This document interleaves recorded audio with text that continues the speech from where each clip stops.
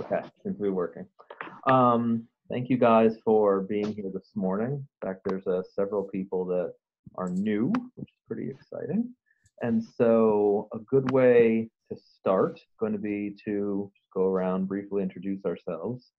Then I'll ask you guys sort of how you are or where you are on your particular mentorships, be it maybe you're actively doing some, or maybe you are just considering new ideas. And then we'll actually take some time to talk about the actual book chapter that Sue Wick found for us. So if you haven't met me, my name is Mike Waliniak. I'm at Hampden-Sydney College in Virginia, and I am the chair of the steering committee for the PALM Network. I've been involved in a few initiatives for active learning strategies here at Hampden-Sydney, and have been involved in mentorship as well with various people in and out of this network and some other stuff that I do for the last several years. So go around the screen here. Maddie, let's start with you. Maddie V. Yes, Maddie V. Well, we have a Maddie and a Maddie V. So let's go, since you spoke first, let's go Maddie V. Okay. Okay, Sorry. so like I was telling you before, this is actually the first time that I'm able to join because of scheduling problems and that. And it happens to be that this chapter is actually written by the mentor that I have for this PAM project. Well, how perfect. So you know, so I'm a little bit, I guess, ahead of myself with this one. So I started with the network last fall. And after writing the proposal and everything, we just met a couple of times. I implemented the proposal here in the, I am at the University of Houston in the College of Medicine.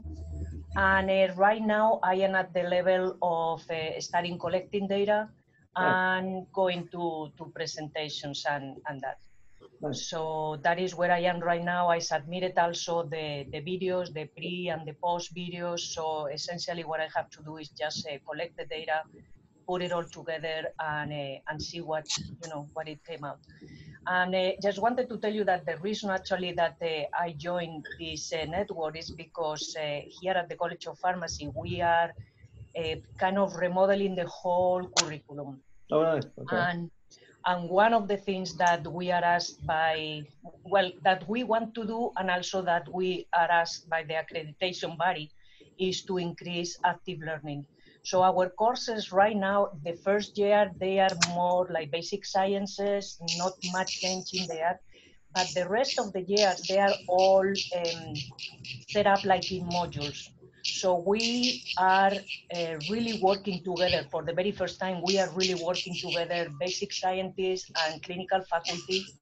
And, you know, it's involving a lot of work and a lot of heads thinking together on how are we going to do this, using a lot of case-based studies and things like this. So, you know, when I saw what the network was offering, I thought that it would be a great opportunity to start making changes and to start picking heads of anybody else that has done that already and that it can, you know, it can help us. Excellent. Thank you very much. Mari, now you get to go.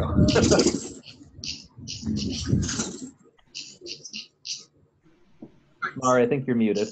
There you go. Okay. So I'm Maddie. I'm at Mercy College in New York. And this is probably, I think, my third journal club meeting. So I joined the PAM network in the fall, just like Mary Lee. So what I'm trying to do is try to do a partial flip of my classroom in general chemistry. So I have, my mentor is Dr. Uma Swami. She's at FIU. Yeah. She's not here in this conference call because she's at a meeting. She's at ACNU, yeah, and she's one of our more active participants. So. Yeah.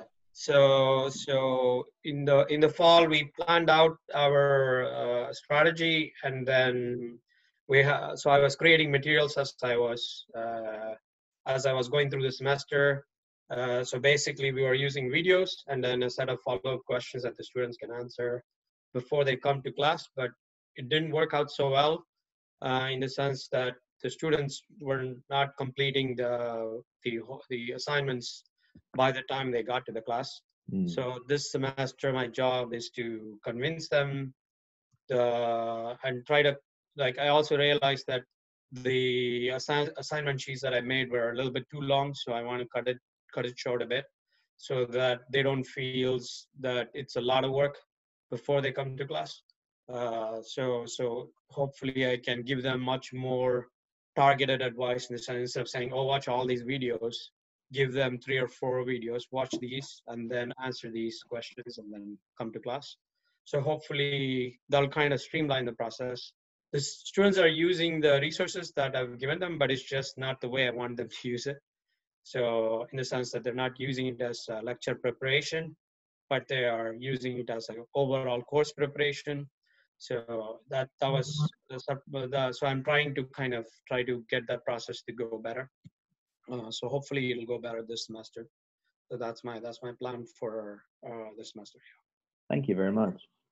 Katherine, would you like to go next? Sure. Good morning, everyone. My name is Katherine Bates. I'm a mentor.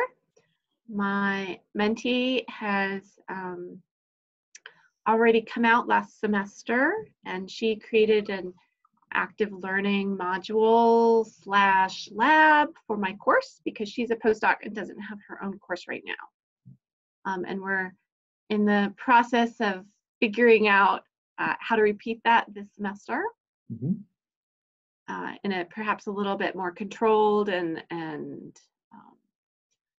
improved way. We're always looking for improvement, right? Cool. And I know you are in Colorado, right? And so right. I applaud anyone who's up at I guess 8:30 your time. Applause for being here on time and happy.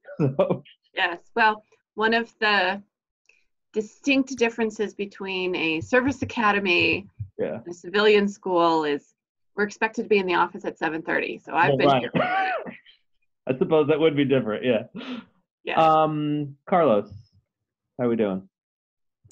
We're doing well, I think.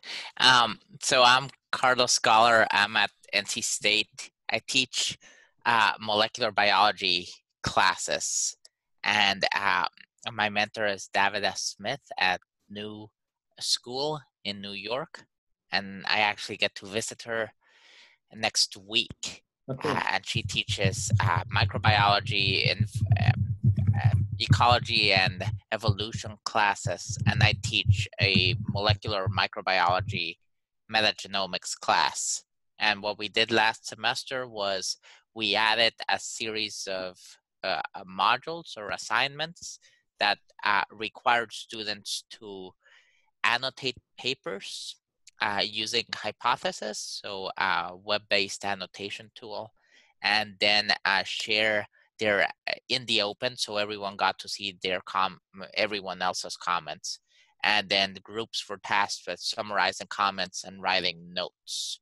And we did that for papers and for guest speakers and lectures.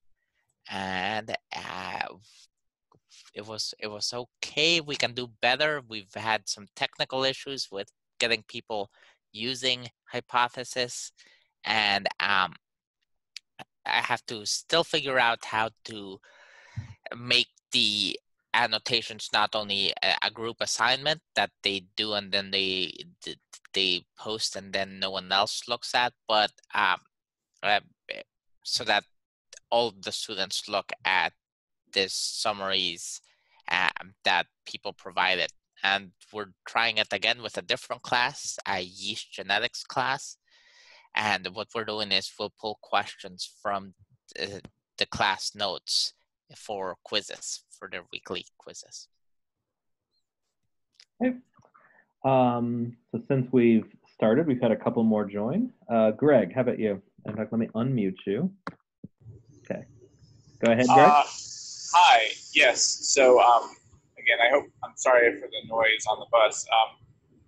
Yeah, I'm Greg Crowther. I teach human anatomy and physiology at Everett Community College. So basically sophomore level students who are unfortunately not ready to handle the primary literature. So as much as I love hearing about what others are doing with that, it's not quite my students aren't quite there yet. So I think I've officially completed my time as a Palm Fellow, but I still owe you all some things, like I need to have my class videotaped as a post-Palm thing, and my mentor and I are writing up an ideas paper, but no real data, but just an approach to writing study questions that Sure. sort of double as exam questions. So I'm excited about those ideas.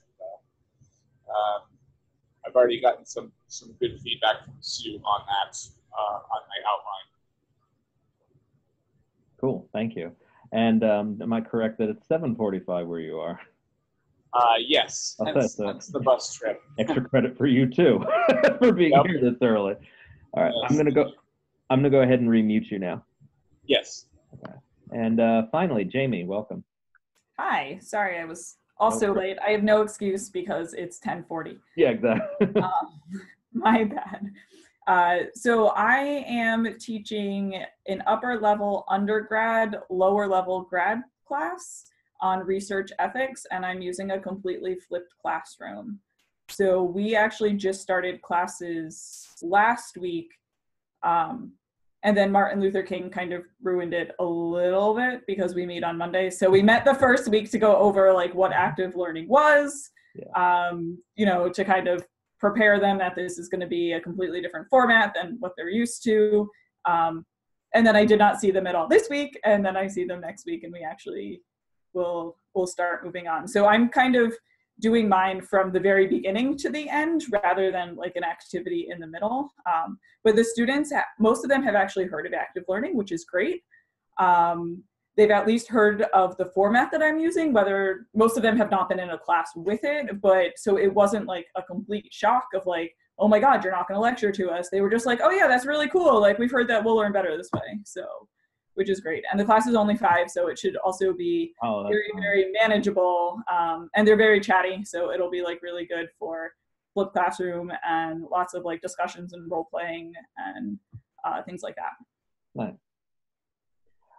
Everyone's actually done, I think, a really nice job explaining what they're doing along the way. This is normally where I would say, does anyone have any particular issues they wanted to bring up about what they're doing, or questions to ask, or things like that?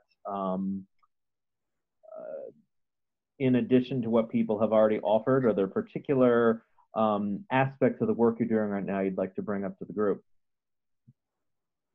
I just have one comment, which you were very helpful with. So I actually just submitted my IRB forms because I want to present this at a conference next year. And I know that in order to do that and to use anything that I'm going to collect in the class, I need to have their permission for it. So I used your suggestion of the last 4 digits of a cell phone number so that it's still, because I was really going back and forth between, you know, I wanted it to be anonymous, but I couldn't figure out how to make it anonymous. And then you have both, yeah, and still be able to link the data. So have you had any problems with them saying like the last 4 digits of a cell phone number is still identifying information? No, I mean, yeah, hypothetically, I could dig into the directory and figure it out, but like it becomes such a hassle that like it wouldn't be a likely thing. And I'll warn you that it works, but it's not 100% effective. You will have a small subset of people that change phone numbers, lose a phone, something like that. And so you'll have some that just don't match up, but the bulk of them will. Well, I'm hoping with my sample size of 5 that will be that will be less of a problem with mine. But yeah, and they said that I should get a fairly quick turnaround, and I figured because the class is already started, I could really only do like a pre-post survey for stuff that's going to happen in the second half of the semester, which is fine. And I actually have it split up so that the first half of the semester uses like a book, and then the other half uses an NIH resource. So I don't think it will be, you know, it won't be really awkward because they're kind of, the first and the second half of the class are different content anyway. So I wanted to thank you for that suggestion, because I was really going back and forth about like, how do I link this data and make it match, especially when I only have 5 people. If you have a class of 200, it might make less of a difference. Yeah. And I wish I could claim it was my idea. I mean, I stole it from somebody else too. But No, it's effective. That's how this all works, stealing other people's stuff. Well, and me and Mindy, like, we really went back and forth because she apparently, when she talked to some of her coworkers, and they said that they actually do it all anonymous and don't link it at all. And I was like, I don't know, with 5, that's just going to be a really tough sell if I want to, you know, look at a pre and post change. So thank you. I figured I'd share that idea with other people if they're doing IRB forms right now.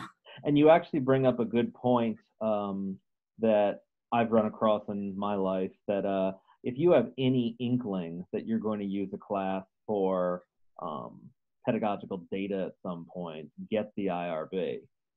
Better to hedge on the side of getting the IRB and then not using it, as opposed to in a course having this revelation of how great it is and then not being able to use the data, or having to like do some kind of retroactive rush to try to get something to work. So I always advocate, it can be a pain, but it's definitely worth your while sometimes to hedge yourself on the side of clearing to get data collected like that.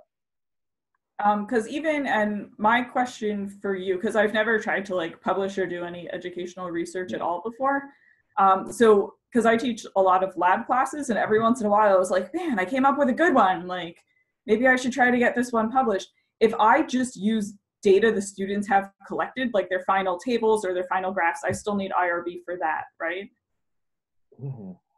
That's an excellent question, because an IRB would be the use of human subjects. And so if you were to ask them like a pre and post test about their particular changes in them, right, an IRB is absolutely appropriate. You're talking about simply taking data, like from an experiment.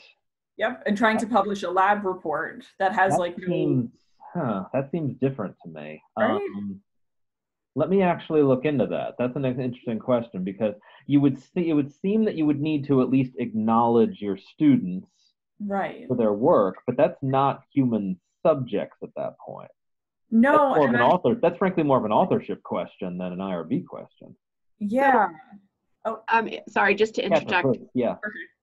If you look at the American Biology Teacher or some of the other, very practical pedagogical journals, they often don't have IRB because they aren't using their students as subjects. They're just basically writing up this new thing that they did in their class.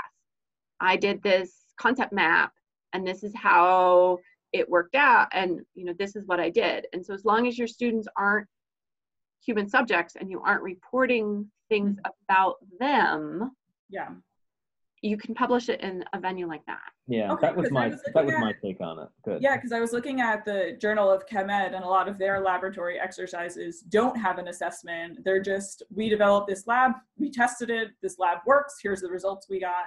Yeah. And like, I have a lot of those that like I've developed all of my own labs. So I was like, yeah, I have a lot of those ready to go. And I was like, I don't know if I need IRB forms or not. So it sounds like I probably don't if I'm not going to do like pre and post assessment of it. Now, how you choose to acknowledge your students is another question, but it's separate from the IRB question. You don't have to acknowledge them at all, but... Right, I might just acknowledge like this class in the spring, the students at the college and whatnot, because listing all of them would be... Oh no, I wouldn't say have 25 authors or something, or this is the 5-student class? Yeah. Yeah. Well, so no, this class would have closer to like 15 or 20. Don't do that. Although it's funny, I was actually involved with the Genomics Education Partnership with when Sally Elgin at Wash U before she retired, and her group is the one that put out the somewhat infamous paper with 900 undergraduate co-authors that was neat in some respects, but also made lots of other people go, whoa, like what are we doing with authorship here, and how are we awarding it? So. Did they all read and confirm that paper? Exactly. Well, she had a very intricate system designed for that. And so if someone questioned it, she did have data on that precise point. But I remember that paper coming out, and you can actually go find it on PubMed, and it's really funny because it's like a closing credits of a movie, the names going by. And it sort of raised is a seminal paper in a sense that it raised the question of how undergraduates get acknowledged for these kind of things, because it hasn't really been a thing until the last few years. Yeah. Well, thank you. I appreciate that, because now I don't have to worry about getting IRB approval for that. Exactly. Yeah. Any other questions? Let's go ahead then and consider the chapter that has been put forward to us here. And this is sort of, if you look at the editorial board, sort of an all-star team of a lot of the people that are involved in pedagogical research, getting research into classes, things like that. And this was something that Sue Wick had suggested we look at, and I can see why she did, that it sort of takes the ideas we often talk about and turns them on their head. We like to talk about the successes, ways to success, things like that. And this focuses on failure and how to overcome said failure. Examining the main barriers one finds, and then considering ways that one might be able to get around that depending on your particular local environment. And then the part I'm looking for right now, I'll find it. There it is. The idea of core beliefs with faculty. What is the purpose of your class? What are you trying to convey? And are you inadvertently sort of defeating yourself in what you're doing based on trying to do active learning, but then having a mindset for your class that doesn't really jive with active learning?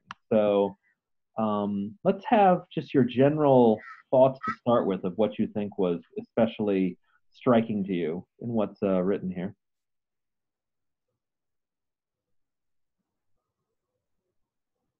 All right, so I guess I'll start. Please. One thing that I actually found incredibly useful that I don't think about as much is making sure I mirror how I write my exams to like activities that we might do in class.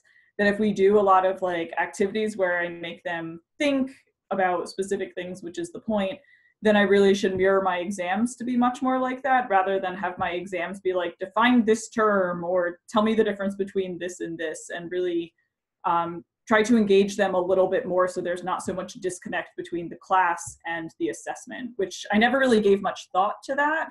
But after reading it, I was like, that actually makes a lot of sense. And I might be guilty of it sometimes. Yeah. Aligning your goals, misaligning your goals, that sort of thing.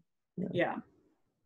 I had that difficulty with something a colleague of mine and myself published last year, that we had spent a lot of time thinking about student perceptions, attitudes, things like that. And we had short shifted like the actual biological principles we were looking at, which isn't terrible. It depends what it is you're looking for. But when we did this actual like content-based assessment, and we found that it basically was flat, like they hadn't really learned much of anything. It's like, oh, that's disappointing. And then when we thought about it, it's like, well, did we really emphasize that at all? Or rather, did we say, okay, here's the technique, but let's really focus on like that we're doing a project. I'm like, oh yeah, I think we're guilty of that. So that particular idea of a little bit of forethought is a good one. Anyone else? If I can chip in on what I thought about this chapter. For me, there were two things that kind of struck me. One is related to the students. I myself, I'm finding a lot of students that they are resistant to any kind of changes that we want to do in the class. Yeah. And that they have still this attitude of, come here, tell me what I have to learn, go away, and I study. Mm-hmm. But it was strange to me because I have smaller kids that they're in high school. Mm-hmm. And it got to the point that I was thinking, well, what I see actually in my kids, actually K-12, they use a lot of active learning. They do a lot of things that I wish that we will be able to implement it in college. But then they come to college, and somewhere in between, in the first years of undergraduate, or I don't know really where, they just lost they just lose this, this training that they have when they come from the K-12. And I wonder why. Why is it that when they get into my class, they are again, skeptical of what we want to do in terms of active learning? Because I don't know what happened in between. So I don't know if any of you have any idea of where those things, they get unplugged from each other. And the other thing that it was curious to me, because I see it also in our college, is the part of the instructor. There is a section on the chapter that it talks about unsuccessful faculty and successful faculty, and what are the core beliefs that they have. And we had some issues here with people that they are trying to implement active learning and they are not successful. But the problem that I see is that, as I was telling you, we are changing the curriculum. And I mean, what we are telling our faculty is, yes, go ahead and do active learning. But really, we didn't have any training on really what active learning means and how can you implement it in different classes. The classes are so different. I mean, when I see, for example, the basic sciences, and then you see something in communication, and then you see other classes that they are in terms of pharmacy, for example, like compounding and things like this. I mean, I don't think that is fair just to say, oh, you are not successful if you don't give me really the tools to learn, because we have to learn also how to do it. We have to have also some time to prepare certain classes and certain activities. You cannot do it from one semester to the next, you know? So those are the two things actually that they were more, to me, more to think about when I read this chapter. And just to sort of piggyback on those ideas, I think kind of what you're saying and what I noticed wasn't explicitly talked about in the chapter are the same thing, which is failure. The point of active learning is that you try something, both from an instructor perspective and from a student perspective, and you very well might fail. And so you have to be comfortable with failure and not punished for failure, sometimes even rewarded for failure, to really embrace active learning. And so from the student perspective, that means that they aren't punished for trying that activity and not getting it right, that they're supported and encouraged to try it again. And they have to get comfortable with that failure. And then from an instructor perspective, we have to be comfortable with trying an activity and having it fail globally and not being successful, and then not being punished, i.e. in tenure or a waste of time, or being looked down upon our colleagues for, why did you try something that didn't work and you wasted this time and now the students are confused. And so that embracing and supporting a failure, I think, is embedded within all of active learning. Would you agree? Is that what you were sort of talking about? Yes, I totally agree. Because in the case that I see here, people, they try things, and I mean, we probably are all evaluated according to how we do and the student evaluations and things like this. And then we have, a certain number that you have to reach. And if you don't reach that number, then you are in trouble. And what is the attitude then is like, well, I was doing well before, so I go back to what I was doing rather than embracing any changes. Cool. And the paper does a lot of acknowledgement to your point, to both of your points about room for failure. And room for failure with students, that can be related to, frankly, how many pre-meds are in your classes or not. Failure for faculty, they make a lot of time, they spend a lot of time in this article considering consequences with tenure and promotion, student evaluations of professors related to the notion of failure. And so they talk about in here administrative support or lack thereof, and what can or can we not do that will be seen as valid by our departments, by our administrators, and will that be taken into account when it comes to our own careers? And that's going to vary wildly institution by institution, and maybe it's a discussion that needs to be had at the outset in some of the situations. Easier said than done, obviously. One of the points that I thought the paper probably didn't directly address was that the fact it gave the impression as though active learning is a free-for-all process. But in fact, active learning is a very structured process, and creating a structure takes time, and we have to optimize that structure in the classroom. And that was sort of maybe it was implied, but it was not directly stated in terms of when you create the active learning classroom, the planning part requires creating that structure and consistently implementing that structure so that the students also are aware that this is the structure that they're going to be getting in every single class.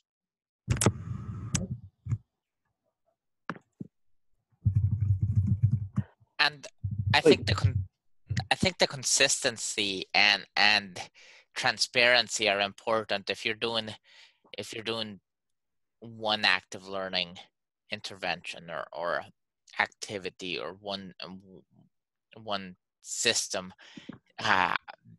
I'm trying, and I'm to be from the get-go say, okay, it's the beginning of the semester. This is what we'll be doing, and this is why we're doing this type of activity. And it's not only benefiting you to talk, to discuss with others, and before discussing as a group, you get to know each other and explain in an environment where you don't get punished for it. Yeah.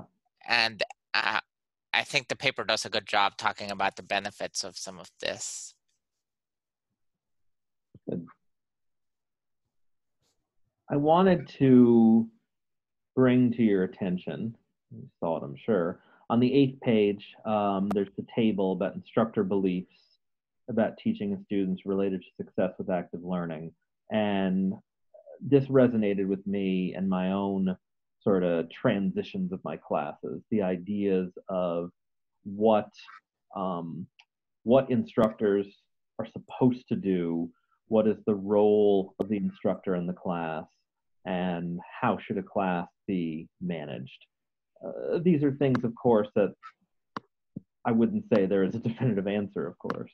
But when speaking of the idea of active learning, the very top of the table brings up the idea of believing that the instructor must convey content as opposed to the instructor being a facilitator or a role model. I think it's an interesting way of putting this. The classic content versus experience debate is the one we get all the time, especially when we encounter resistance towards going towards a more active learning format, or those of you that are doing partial or total flips of a classroom, being able to convince both our students and our administrators that our roles as facilitators are not us slacking off, and that we're in fact still doing something. Where we are enabling learning from peers, learning from themselves, things like that, that we are still conveying things. And so I guess it struck me as particularly important, and I was wondering if others felt similarly to sort of their core beliefs in what they are supposed to be doing in a class.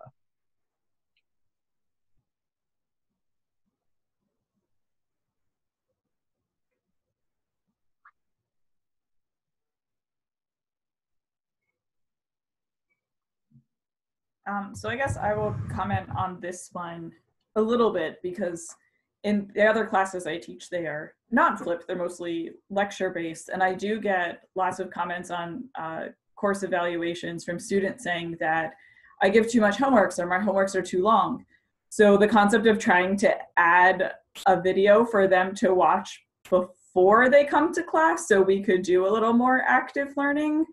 I mean, I personally think for a 3-credit class that it is not too much homework, but that is a consistent complaint that I get. So I like the concept of it, but I imagine that that will almost make it, because I was thinking about doing it in the sense of like having that be part of the homework. So if homeworks are due every Monday and we start a new chapter every Monday, then the previous week's homework will be the previous chapter, and then maybe a 5-minute video to give like an intro to the new chapter that will be a question on the homework so that I know that they would have done it before.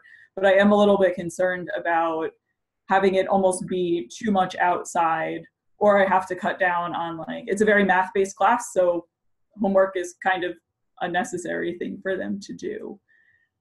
So that would be kind of my concern, which I'm trying to figure out a way to do it. Sure. But yeah, I do worry about how much they're spending essentially outside of class and adding more to that and still having like the same number of time or same quantity of time in class. What is the difference in nature between those classes you mentioned? Different departments. Oh, well, that's a start. Yeah, so the ethics class is, well, technically it's in the chem department, but it's offered to anybody on campus. The other one that I was talking about was analytical chemistry. Okay. So a lot of math, and I think the problem with that class is that the lab is included in the 3 credits. So I have like 4 3 credits, they have a lab report or a lab handout every single week and a homework, and they're like, that's way too much for a 3-credit class for us to do. So if you're going to do any additional like lectures or videos outside, then we already have a lot of outside work for only a 3-credit class. I ask because we talk about the changes, reforms we can make, things like that, and not every class is necessarily meant to be, you know, flipped or meant to reconstructed into something. And so when you mention the different varieties, that's why I was curious to know what the philosophies of both were and why one was appropriate or not. That makes sense. Yeah. Okay. And then I've also heard about this idea of dynamic lecturing, that you don't have to take lecturing completely out of the classroom, but if you do it effectively, then you can try to manage some of the activities along with the lecturing. So, which is still not completely active, but still at least it you know, fits the class and it achieves the goals of the class. So, so to completely shy away from even a little bit of lecturing is, I don't know if it's a good approach. That's a fair point. We sometimes run victim here of, you know, preaching the gospel, and then people like to go too far in the other direction, or people try to change too many things at the same time. There's definitely a case to be made here for incremental change, adjustments, not just for your students, but for yourself in what you can do. And a lot of that's about confidence. When you first take a class like this and you stop focusing on textbooks as much, or a very specific rote set of things that happen, that can absolutely be daunting. You're doing controlled chaos, you're risking failure, and these are things you have to be comfortable with, and that doesn't just happen, right? And then I would offer Yes. that, you know, we all need incentive to spend time on something. And so if you have explicit incentives for whatever motivates your students that to do those sorts of out-of-class activities, then you'll get a much higher investment, and you'll have a certain number of students who will do it. But you always have to plan for failure, because there will always be a certain percentage, regardless of what incentive you give them, that won't do it. And you have to either be okay with that there will be a certain percentage that walk in the class completely unprepared, and you could either remedy that on the spot, or you can let them fail. It's sort of up to you and your philosophy, and how you want to start to train the students. Right. For me, I've found that if I don't have a point value attached to it, my students won't do it, period, End of story. If it's worth no points, they're not going to do it. That's true. And so I wanted them to watch a video before class or after class or anytime outside of class. There would need to be some point value, some assessment.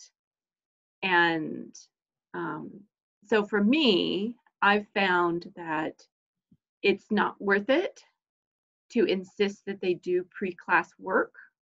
I encourage it. I talk it up. I reward people who are prepared with lots of love and accolades, but I don't have any points attached to it. So I don't really expect them, the majority of them, to do it. And I'm okay with that. Yeah, and that's a decision on your part to not. I mean, you could always switch it around to do a point system, but then it's a matter of like how much grading do you want to do, right? How much Right. I definitely agree with in my experience too, and I think probably everyone here, if you're not assigning a value to it, if they're not getting a direct thing, they're not going to do it, and that's absolutely true. And I think it has to do with the level of student you're dealing with. You're dealing with freshmen who need to be trained, first year students who need to be trained how to college. Then those sort of incentive assignments are great because that scaffolding approach is really needed to help them learn how to learn.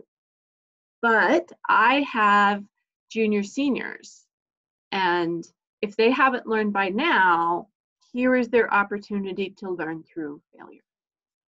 Cool. I actually have some chemistry colleagues that talk about, I'm not going to get their exact phrasing right, but like oh yeah, I remember it now, pre-frustration. The idea of failure being okay and it actually being an expected part of the experience. And so when they talk to people about what they're doing, they deliberately bring up the idea about, oh yes, we are pre-frustrating you. We're getting you ready for the idea that not everything works, which is absolutely a noble thing to do. As another thing that's easier said than done, of course. Oh, if you teach a lab class, that is very easy to do. Very easy to have a lab fail. And I should mention, Greg has been chatting in this whole time, and he says lots of 2 points assignments just to get students to prepare. And so that's the other sort of direction for this, that if you want to incentivize them doing it, 2 points at a time. You guys have probably had these experiences with extra credit type things. They'll blow off an entire project, things like that. But to tell them they go to a seminar and they get 3 points for it, they will be there. And they will do everything to get those couple points, but they'll leave all the other ones on the table. I actually realized how important it is to put more thought on those things this year, because I was more concentrated on doing an activity, and then at the end I put some points on there. I gave them a rubric, but the point system that I put, it was way too harsh. And what I found out at the end is that they just concentrate on that particular point on the rubric, on the points that I was giving them, and they didn't see actually how good the activity was and that. So, we were totally in different points. I was concentrating on the activity, they were concentrating on the points. So that taught me actually that for something as simple as that, you can make it fail just because you didn't put a lot of thought on how to, how to evaluate, how to assess that activity. Other highlights of the paper that people would like to bring up? I would like to ask you actually in the section that is talking about the physical setting. I would like to ask you how your institutions, how do you deal with that, especially in big classes, is when I am interested. My class is 130 people, and I try to do my best, and now we have some classes that you can divide it in smaller groups. They are like active learning classes or something like this. But when I have like a regular class, I am a little bit challenged to find ways to, to make them work together and those kind of things. So I am curious to see if you have any ideas or how your institutions are dealing with things like this. So, of course, Jamie, if you have 5 students, probably it's kind of easy just to to put them together in a group. But any of you have large classes? Yeah. We're going to pick on Carlos now. This is the person I know who has large classes. I don't. I actually have, our classes are capped at 32. Wow. Oh. That's actually really impressive. And it's actually a safety mandate for lab space, because all our classes have a lab attached to them. So we can only fit 16 in a lab and have 2 labs at the same time with 1 instructor. Okay, good. So I went and observed Dr. Umaswamy's class at FIU, and her class was 200 students. Yeah. And there were many round tables and lots of monitors everywhere, lots of big screens everywhere throughout. And then she had a podium computer with a document camera. So literally, as she was discussing questions with her class, and she was doing active learning using a flipped classroom, and she would discuss questions and then literally write on the paper, and then that would show up. And then she would bring in student work, and then she would display it on the document camera so that everybody can see it. So that's how she was doing it there. But the classroom was like completely in one level flat, no staircase like structure or anything like that. It was totally flat. So that was the structure of their classroom. What about help? Does she have help to, with TAs or something? Yes, so they have learning assistants. Yeah. So there were, I would have probably seen about 15 tables or something like that. And so each table had at least 1 or 2 learning assistants. So I like the system she uses for that. She's described it in detail here before. Yeah. And the class that I observed ran amazingly well, and it was incredible.